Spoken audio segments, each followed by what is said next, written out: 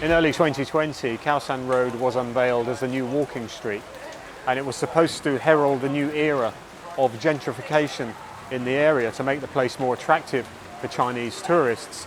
Only those Chinese tourists never arrived. COVID-19 came instead, and the place completely died on its arse.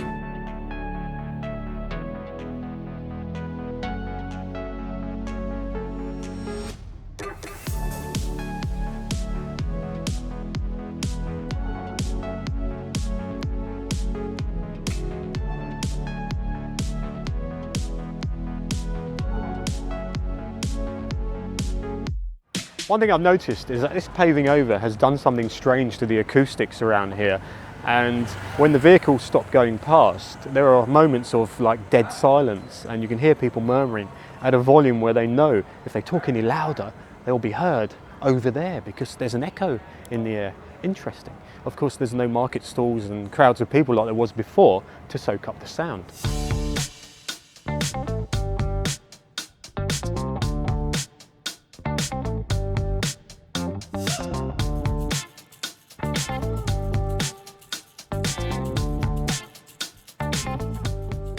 Well, the area has opened up bit by bit over the last 12 months, but it's only now that we're starting to see what the area is like with large numbers of tourists coming in, which are increasing on a daily basis. But gentrification certainly hasn't taken place. There is one place though that has changed a lot, and that is Susies Alley, or Soy Susie, where a couple of higher class Thai clubs have opened up.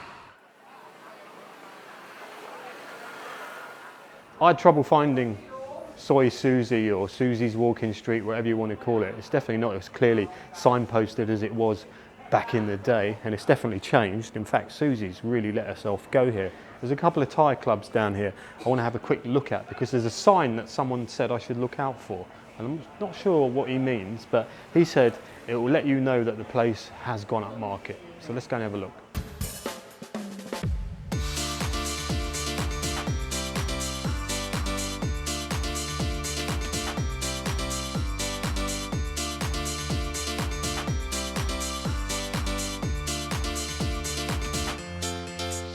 I think I see what my friend means by the sign, and it says Thai songs only, which is absolutely no bad thing whatsoever, because on the main Khao San Road at night they are playing mostly crap, so this would be refreshing to come here.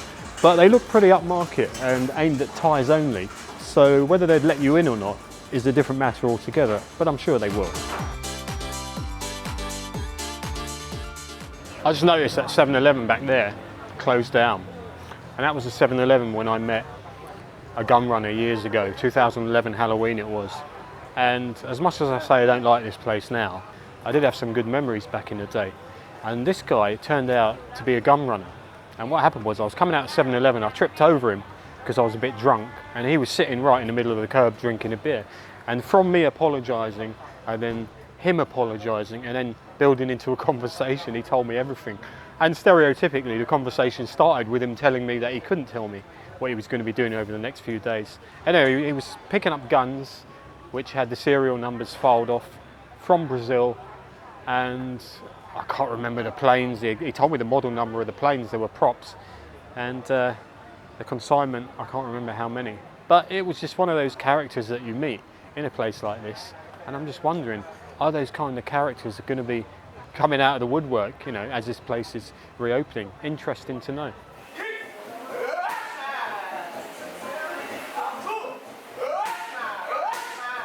Well, we all know what happens once the sun goes down in Khao San Road. The music volume level gets to a point where it's almost dangerous, and I'm not even going to shoot anything around here at night because I would probably get about 30 copyright strikes in one 5-second clip. That's how many songs are playing at the same time. And I'll tell you what I think, Khao San Road needs a makeover to take it back in time to the hippies and the backpackers. There's no better time. You've got weed trucks around here, for God's sake. You don't have to rely on buying the weed off that guy who used to stand at the top of the street asking you quite loudly and publicly if you wanted to buy weed, and he was most likely an undercover cop, because you did read occasional stories of young travellers and backpackers getting busted for joints or a bag of weed. So any retired backpackers out there, don't forget, July the 1st, no more Thailand pass, no more insurance requirement. Dust off your backpacks, your flip-flops and your fisherman's pants, throw away your deodorant, let's make Khao San Road great again and bring the backpackers and the hippies back here. Let's roll back the years.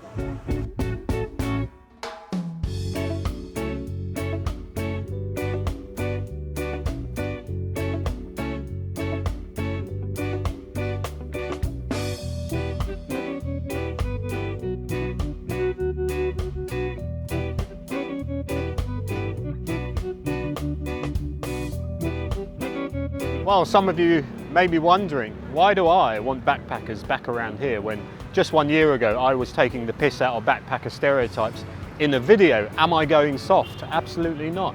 Traders need trade around here. This area needs revitalisation. Hostels and hotels still have empty beds.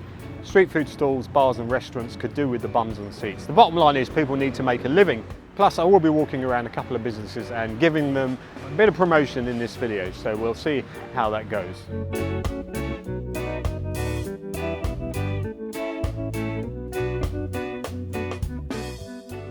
Everyone knows you can get a cheap room for 200 baht in a hostel, sharing it with other people, but not everyone's into roughing it and listening to people farting and having sex all night. Treat yourself to a bit of luxury at Sleep Within. They've just reopened today. They got rooms for $6.90 upwards and they've just done the place up.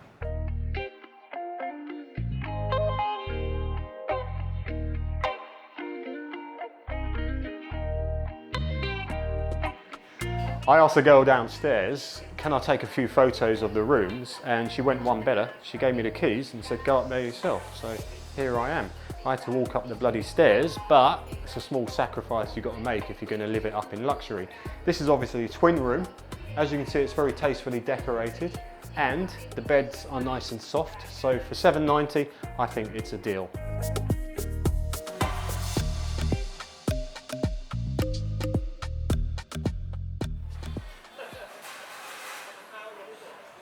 Khao San Road, you can't even hear yourself think. But down here in Soi Rambatri, the vibes are a little bit cooler and everyone loves a good reggae bar. Here at Calamba too, they got live music from 8 PM every night and they close around about 2 AM.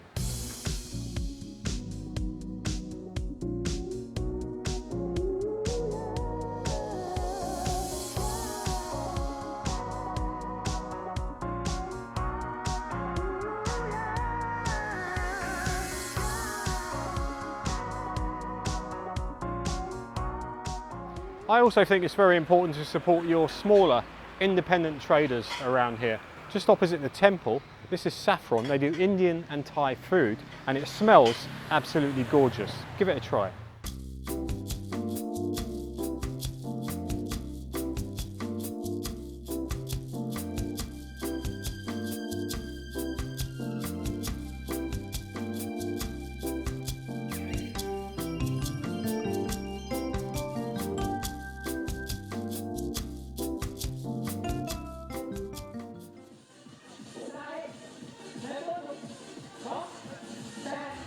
So what do backpackers do that give other backpackers a bad name?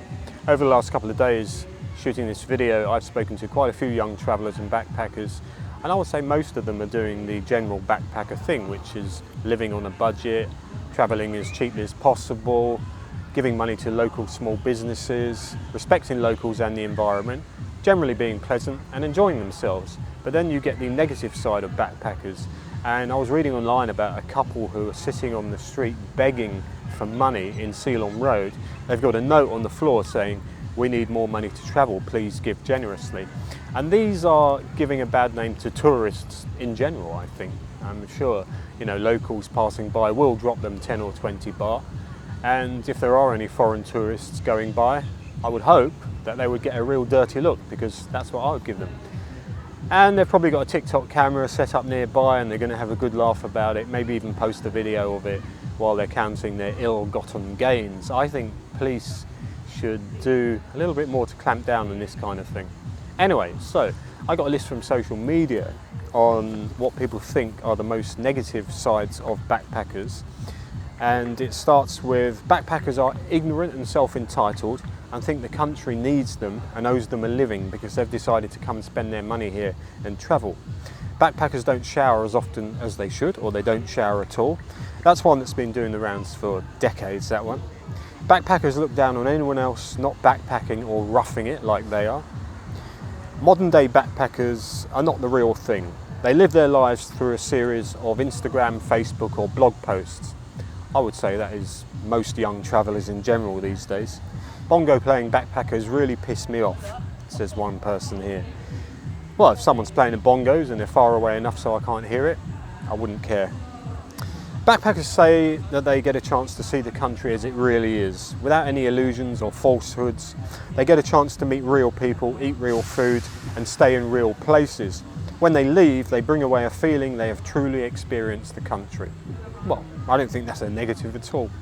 Anyway, so there's a few stereotypes to be getting on with. I'm sure there's a whole video's worth of stereotypes to be done, but it's not on my list. I'm Nikki. And I'm Dave. We're here to talk about what is a backpacker. Lately, I'm getting really annoyed about the fact that you've got to dress like this to be a backpacker. Everyone thinks that backpackers wear stupid t-shirts, bracelets, drink chang, have a ukulele. It's a bit of a stereotype and I don't think it's fair. What do you think, Dave? We have got all of those things though.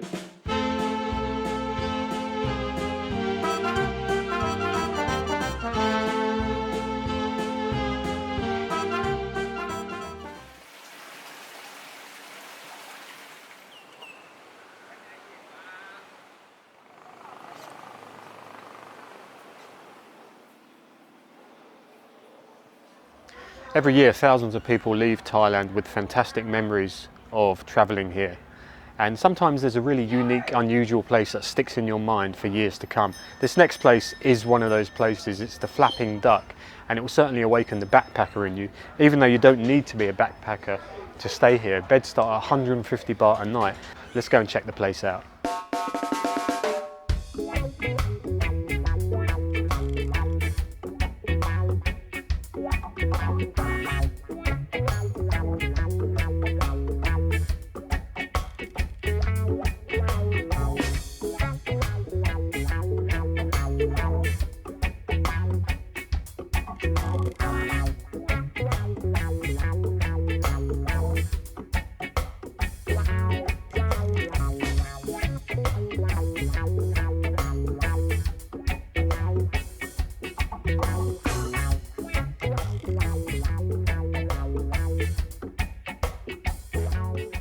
Well, when I got here a couple of hours ago, it looked like it was about to rain, and it hasn't. So I've ended up staying around for a couple of hours and I had a really good chat with a group of young travellers who are staying here, passing through. And it's that kind of place if you are a young traveller and want to meet like-minded people, gain some wisdom from others and hear some stories, you know. And if there's anyone who deserves a chunk of promotion and publicity, it's the owner, Eskimo. He's a great guy and he's been running this place for 12 years. So the Fling Duck is a name you shouldn't forget. Put it on your list. I'll leave a link to the Facebook page in the description.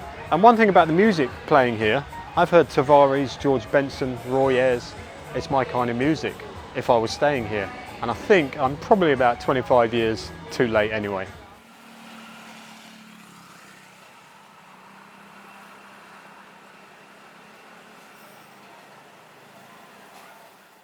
I'm just cutting through Soi Krai Si. This is one of the other streets that was pedestrianised, and it actually looks quite nice, but the pedestrianisation has done nothing to change it. The market still sets up during the day and into the evening, and cars and bikes go up and down at all hours just as they used to do. I'm actually here to visit a place called Mind Day Hostel. It was recommended to me by one of the guys at the Fling Duck, and it's just opened. It's owned by a guy called Rafa, and hopefully I should find it just around the corner.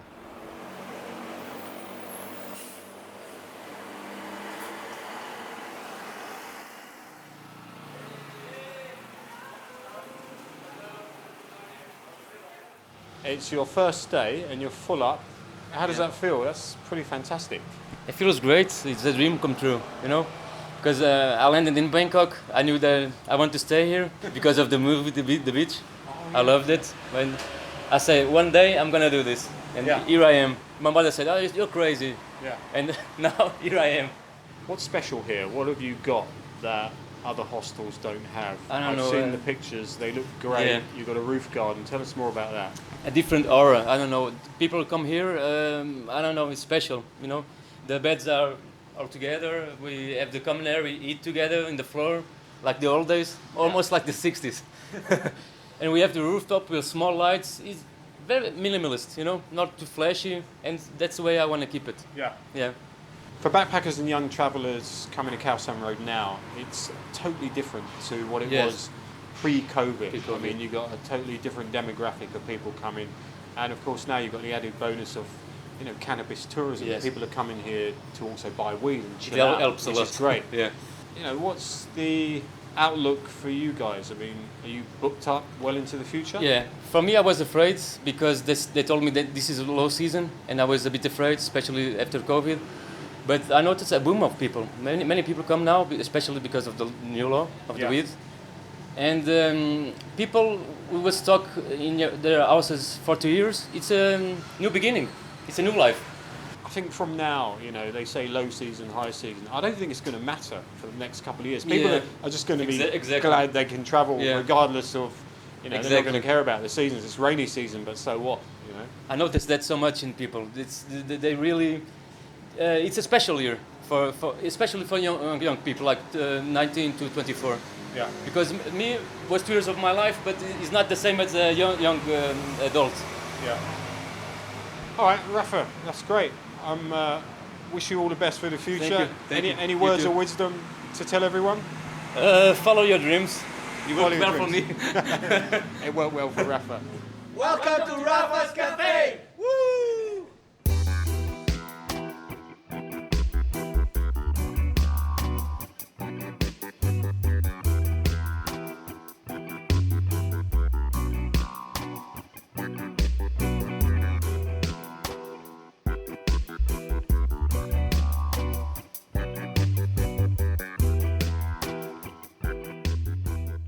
So there we are, that's the revitalisation of Khao San Road, and long may it continue as well. Please subscribe to the channel if you haven't already done so.